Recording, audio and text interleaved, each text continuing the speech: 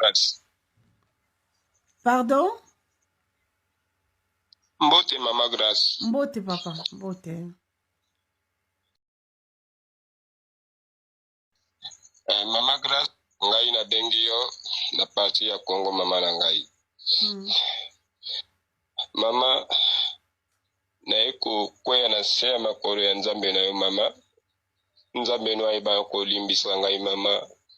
Nzambe na yo ayeba na koyoka ngai mawa mama na ngai. Mama, ngai naza na bengi yo awa na Congo me na komi na Kingabwa mama na ngai. Mama ngai na bandai ko vivre na mama moko ya mukolo.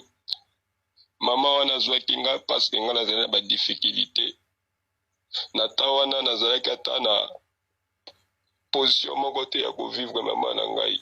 Zwa courage kolela te papa, courage kolela te.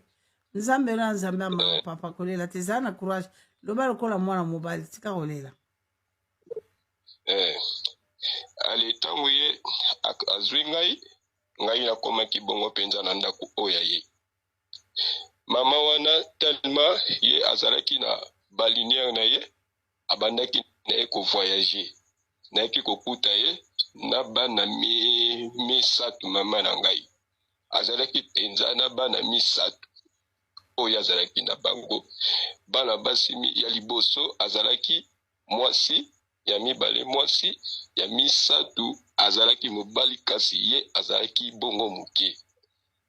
Lokola tobandaki kovanda na mama wana, bana wana batika bandai kotikala na disposition na ngai soki mama na bango a voyager parce que na balinière na ye ye moko pe azalaki gérante ya balinière na ye wana mama. Mama tango nga na ye kotikala na sima soki ya voyager nakomaki kozwa bana na ye oya liboso nakomaki kozwa ye nakomaki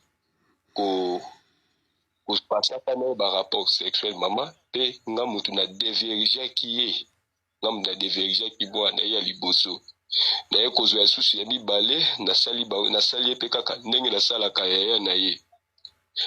Mama nde naza koloba boye mama nalongola mwana ya mwasi ya mama wana bazemi misatu mama zema liboso na longola yango ya mibale na longola yango mama.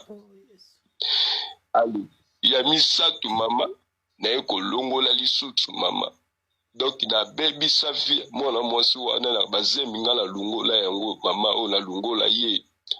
Mama wana nde nazoloba boye mama si lelo mama wana kufa te azali pe asungaka nga kaka. Soki naza na problème soki na kepa na ye parce que tozala ne lisusu ndako moko te nga na koma pe pa na ngai ye pe na epa na ye mais soki aisa nga bi malgré ata tokabwani tokomi mwa distance mais soki oza na problème yaka epa na nga na kosunga yo.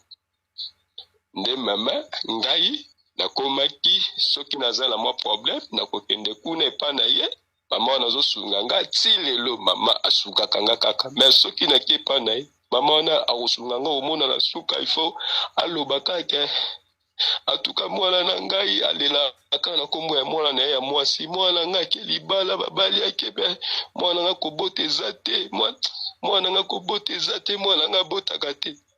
Okomona nga place na vandi mama okamutema makili panzani pa ata mbongo ya kokabela ngai mama il faut décourager nga nzoto mobipa okomona mais na physiquement boye nazosala sambla ya kokosole mama wana na bite eza makambo mwana mutu apesa yango eza kaka Nzambe mais Nzambe mokonda yebi le pourquoi azopesa nanu mabota te me ya kobota ne mais na conscience